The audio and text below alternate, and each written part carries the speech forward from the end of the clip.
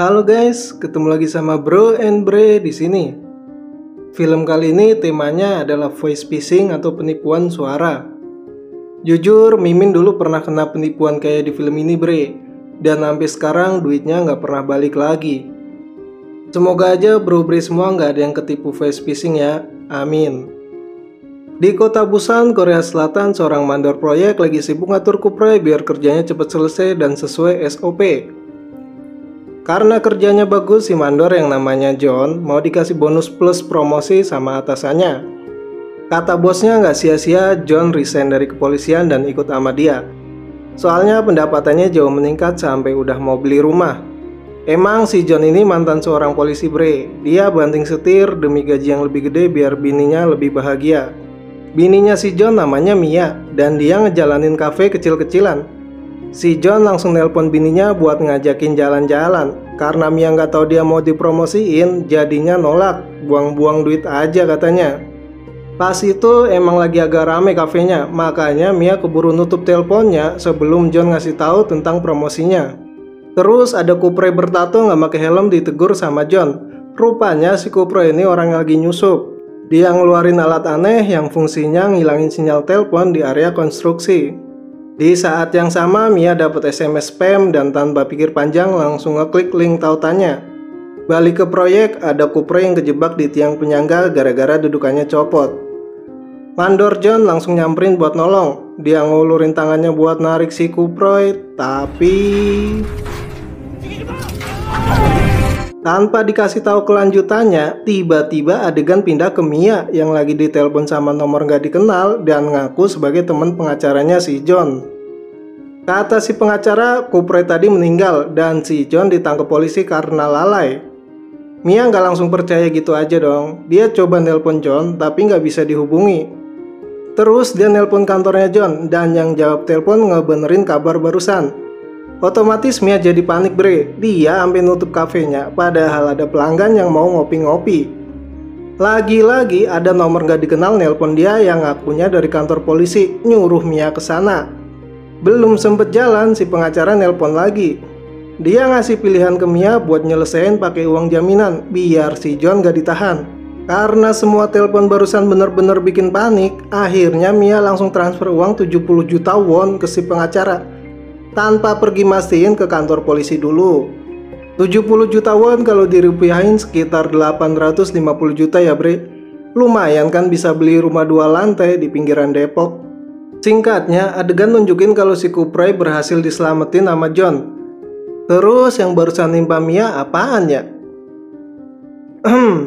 Ternyata Mia kena tipu pakai metode voice phishing bro Bre. Para penipu yang ngumpet di dekat kafenya langsung ngacir nyari ATM buat narik duitnya Mia. Si Tato yang masih satu komplotan juga kabur dari proyek. Habis itu sinyal telepon ada lagi. Si John lihat banyak miss call dari bininya. Pas dia nelpon balik, barulah Mia sadar kalau dia habis kena tipu.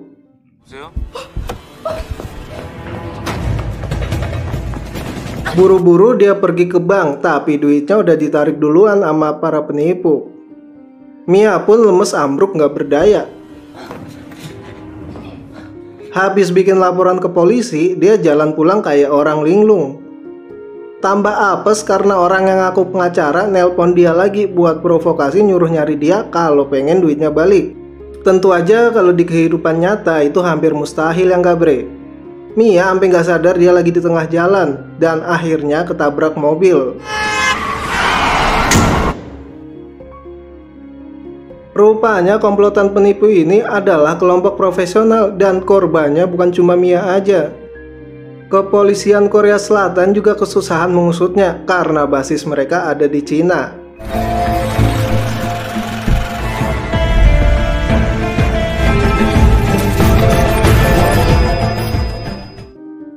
Saat ini John lagi di rumah sakit nemenin Mia yang belum sadar. Bosnya nelpon ngasih tahu kalau gara-gara dia banyak kupre yang kena voice phishing juga. Totalnya 3 miliar won. Karena ngerasa bersalah banget, si bos akhirnya bunuh diri. Pas di pemakaman ada Kupre yang gak terima, soalnya uang yang dicuri mau buat bayar operasi anaknya bre. Dia ingat kalau John mantan polisi dan mohon ke John buat nangkep para penipu ini dan ngembaliin duit mereka. Pertama-tama si John dikasih tahu sekretaris bosnya kalau ada orang yang nelpon nawarin asuransi murah sebelum penipuan. Si bos tertarik dan ngasih data pribadi para Kuproy, tapi habis itu mereka nggak bisa dihubungi. Lalu John curiga itu ada hubungannya sama hilangnya sinyal di area proyek. Dia ngecek rekaman CCTV dan ngeliat si tato. Dari situ dia mulai nyari info ke beberapa pembuat tato dan akhirnya nemuin si tato yang lagi ngebawa pekerja asing ilegal.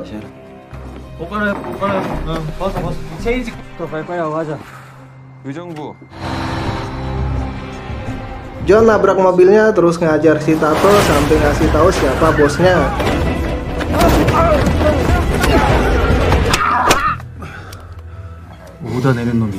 Habis itu dia nyerahin tato ke polisi dan nemuin kepala divisi kejahatan dunia maya. Dia pengen bosnya tato ditangkap. Namun kepala divisi malah ngebuat dia marah karena nggak bisa langsung nyelidikin bosnya tato. Soalnya basis komplotan penipu ada di Cina. Di tempat lain, temennya John yang namanya Susi lagi disiksa rentenir karena ngebawa kabur uang mereka. Dia sampai mau dijadiin makanan dogi bre. Untungnya si John nolongin dia tepat waktu dan para rentenir kabur ngira si John masih jadi polisi.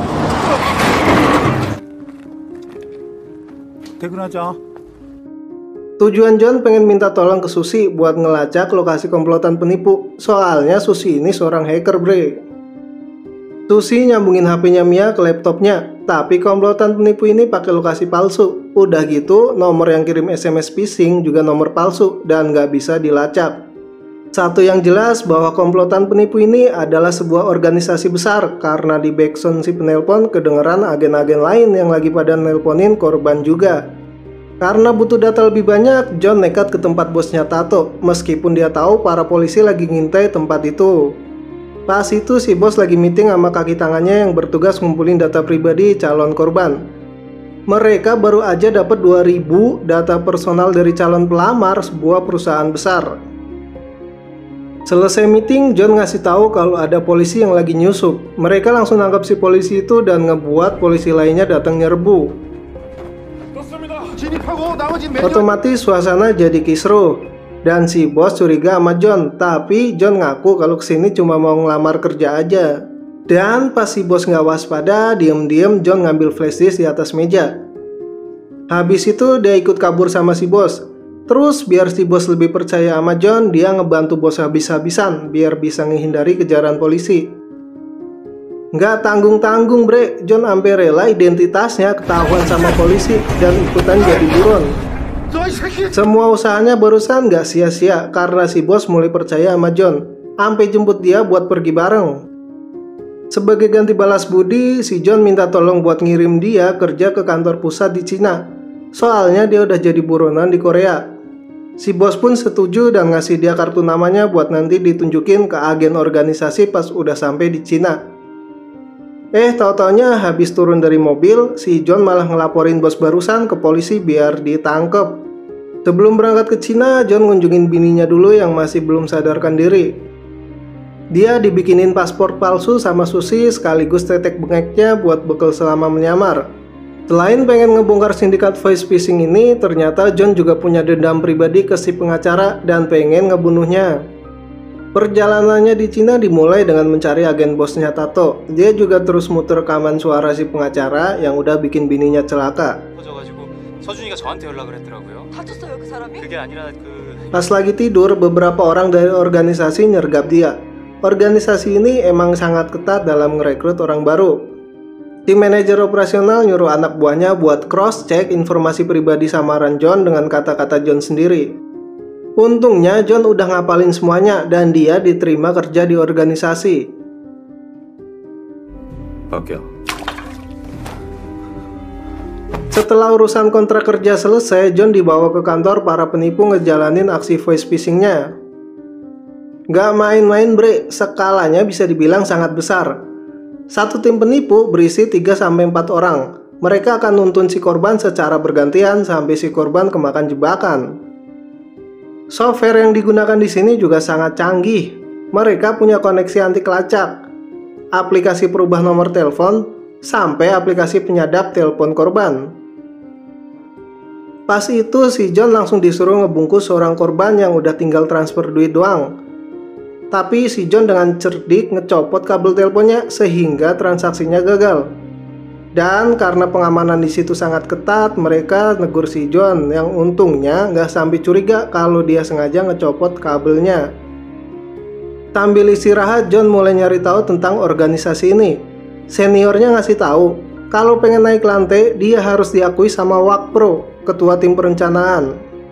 Di tim perencanaan ada seorang karyawan yang jadi bahan bulian karyawan lain.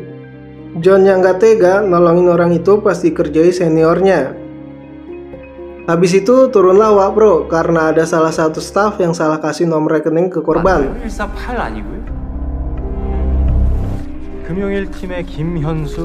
Dan rupanya si Wakpro ini adalah pengacara yang nipu Mia. Semua karyawan langsung diam dengerin Wakpro teleponan sama korban buat nyari si staff. Pas sudah ketemu, dia maki-maki orang itu.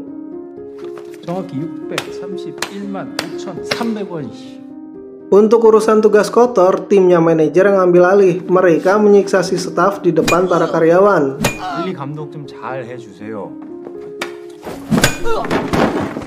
Di Korea, polisi udah berhasil nemuin bosnya Tato beserta perangkat pengubah nomor teleponnya. Polisi juga nemuin lokasi kasar organisasi penipu di Cina sama fotonya John yang lagi sama Susi. Setelah penggerbekan itu, komplotan penipu jadi nggak bisa beroperasi. Mereka matiin semua sistem untuk sementara waktu. Hal itu dimanfaatin John buat merhatiin tim perencanaan yang lagi rapat. Mereka ngebuat skenario penipuan dengan sangat alami, seolah-olah itu kejadian nyata. Intinya dalam nyusun narasi harus mengandung empati dari ketakutan dan harapan si korban. Maka 99% penipuan mereka akan sukses. Si John sampai nyengir kecut ngedengernya. Dia nggak sengaja lihat petugas pencatatan lagi nilep duit di pojokan. John langsung nangkep bahasa orang itu dan sebagai gantinya minta dipindahin ke tim perencanaan. Wakpro setuju karena lihat potensinya John. Habis itu dia naik ke lantai 3 dan mulai dari kacung dulu. Di situ dia ngorek informasi dari si korban bully tentang lantai 4 yang cuma boleh didatengin sama manajer. Rupanya di lantai 4 adalah tempatnya sistem utama dan pencucian uang dilakukan. Di sana juga disimpan duit senilai 8 juta US dollar. Pemilik organisasi ini yang dipanggil direktur nelpon manajer. Dia nyuruh cepetan buat base baru di Korea biar besok udah bisa beroperasi lagi. John diam-diam menguping pembicaraan mereka dari lorong lift. Habis itu dia bersih-bersih ruangannya Wakpro. Dia dicek tangannya karena John ngaku mantan pengedar yang pengen balas dendam. Karena sekarang udah di sini, Wakpro nasihatin dia buat menikmati hidup aja, nggak usah mikirin balas dendam lagi. Dia nggak tahu aja bre kalau John pengen ngebunuhnya. Sebelum pergi, John ngumpetin sebuah bola golf. Terus Wakpro ditelepon direktur yang marah karena pendapatan mereka menurun. Padahal udah dikasih data buat proyek baru. Habis dimarahin, Wakpro jadi kesel dan ngancurin teleponnya. Dia nyuruh bawahannya buat nganter flash disk ke manajer dan ngubah skrip perencanaan. Tim itu pun harus lembur dan John diem-diem nyumpel pintu lift pakai bola golf pas dia lagi mindahin dokumen. Dia juga nggak sengaja nguping pembicaraan telepon Wakpro yang ternyata main belakang sama pihak lain dan ngianatin direktur. Terus pas semua penjaga lagi nggak ada, John nyusup ke lantai 4. Dia mau ngecek laptop manajer tapi nggak tahu passwordnya. Gak disangka manajer datang dan dia buru-buru sembunyi. Si manajer ngebuka laptopnya tanpa curiga dan gak lama direktur nelpon dia buat ngawasin Wakpro sampai proyek besar mereka selesai. John menggunakan kesempatan itu buat ngecek laptop manajer dan ngirim beberapa file penting tentang lokasi pengiriman uang yang udah dicuci ke emailnya Susi. Sialnya penjaga sadar dia nggak ada di lantai 3 dan mereka langsung nutup semua pintu keluar gedung. John buru-buru balik ke lantai 3 lewat jalur sirkulasi udara dan ngumpet di toilet. Gak lama manajer nemuin dia lagi pura-pura ngerokok. John pun dihajar sebentar sebelum dikurung di sebuah ruangan. Di Korea, Susi lagi dikejar-kejar rentenir lagi. Pas dia udah ke pojok mau dibikin makanan dogi, datang email dari John dan ngejadiin itu sebagai jaminan. Mereka lalu pergi ke Cina buat nyuri duitnya. Balik ke markas penipu, mereka udah siap buat mulai proyek direktur yang bernilai 25 juta US dollar. Calon korban kali ini adalah para pelamar yang datanya didapetin bosnya Tato. Modusnya dengan ngasih kabar kalau mereka keterima, tapi perlu pengecekan status kredit dulu. Dan karena kebanyakan dari mereka pasti punya cicilan, jadinya para penipu ini bakalan kasih solusi lewat jaminan ketenaga kerjaan. Namun program itu sebenarnya buatan organisasi ini, dan masing-masing pelamar harus setor uang jaminan senilai 250.000 US dollar kalau mau langsung kerja. Karena nyari kerja di Korea sangat susah, mereka pun ngasih tahu keluarga masing-masing dan banyak yang kemakan jebakan ini. Soalnya uang jaminan itu dijanjiin bakalan aman. Seperti pas penipuannya Mia, begitu uang ditransfer, agen lapangan langsung narik duit-duit itu dari ATM buat diterusin ke bos-bos di Korea biar dicuci ke Cina. Dan si korban cuma bisa nangis nggak berdaya. Selama sesi pertama itu, para penipu berhasil meraup 8 juta US dollar dan semua karyawan kebagian bonus dadakan. Sementara John cuma bisa frustasi karena nggak bisa ngapa-ngapain. Terus si korban bully yang pengen ngebantu akhirnya ngebebasin dia. Di tempat lain, Susi sama Rentenir berhasil ngambil uang dari komplotan pencucian uang. Tapi pas mau pergi mereka kepergok sama orang dari organisasi. 어차피 너네 돈 아니었거든? 깨나버리들이 씨배.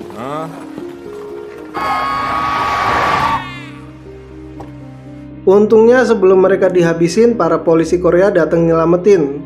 Terus Susi ngasih HP-nya biar polisi bisa nyari John. Di saat yang sama, John lagi berantem sama tim keamanan dan ngambil kunci ke pusat listrik buat ngerusaknya.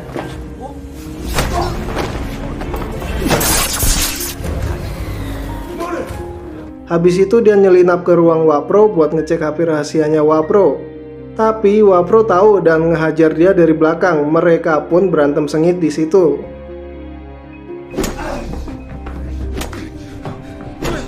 Di lain sisi, manajer nyuruh semua karyawan buat siap-siap kabur. Soalnya polisi Korea lagi nyari markas mereka. Dan pas John udah hampir mati di tangan Wapro, si manajer nemuin HP Wapro sambil berusaha ngebunuhnya. John manfaatin momen itu buat kabur bawa HP-nya Wapro. Sementara manajer akhirnya mati di tangan Wapro yang dibantu asistennya. John coba ngirim lokasi markas ke Susi, tapi nggak ada sinyal di situ. Seniornya malah ngasih tahu penjaga kalau dia lagi sembunyi. Akhirnya dia dikejar sama Wapro dan penjaga. Untungnya dia masih bisa kabur.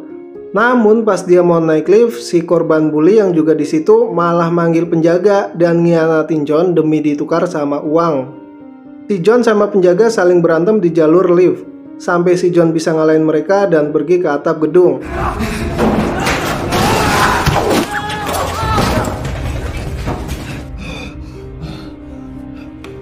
Tapi habis ngirim SMS, dia akhirnya ketangkep juga.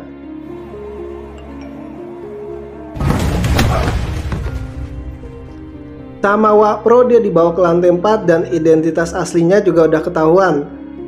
Wapro juga nyalin data para pelamar soalnya gara-gara si John proyeknya jadi nggak selesai. Tiba-tiba direktur nelpon ke situ dan bilang kalau mau dateng. Karena nggak mau direktur tahu dia yang membunuh manajer, Wapro ngancem John buat jadi pelaku pembunuhan. Dia memanfaatkan keluarga bininya sampai si John pasrah nurutin Wapro. Dan pas direktur nelpon lagi, John ngaku datang ke sini buat balas dendam dan ngebunuh manajer. Habis itu Wapro nyuruh direktur nggak usah datang, dia sendiri yang akan ngeberesin kekacauan di markas. Gak lama polisi ngegerbek markas organisasi ini dan nangkepin para karyawan. Terus pas John mau dibunuh, si kepala divisi ngeluarin tembakan peringatan yang akhirnya ngegagalin Wapro karena John keburu ngelepasin diri. John ngejar Wapro yang mau kabur lewat atap. Mereka berantem di situ sambil rebutan pistol. Si John berhasil berada di atas angin dan siap ngebunuh Wapro. Para polisi yang lagi di ruang operasional ngedengar suara tembakan. Untungnya John gak nembak Wapro dan nyerahin dia ke polisi. Habis itu direktur masih bebas dan Susi sama John gantian ngejebak dia pakai voice phishing. 고마워. 내 장소 알아보고 연락하지. 무슨? 원장님. Akhirnya si direktur ketangkep dan semua duit penipuan dibalikin ke masing-masing korban. Kepala divisi ngingetin masyarakat buat hati-hati sama penelpon gak dikenal, apalagi yang minta ditransfer sejumlah uang.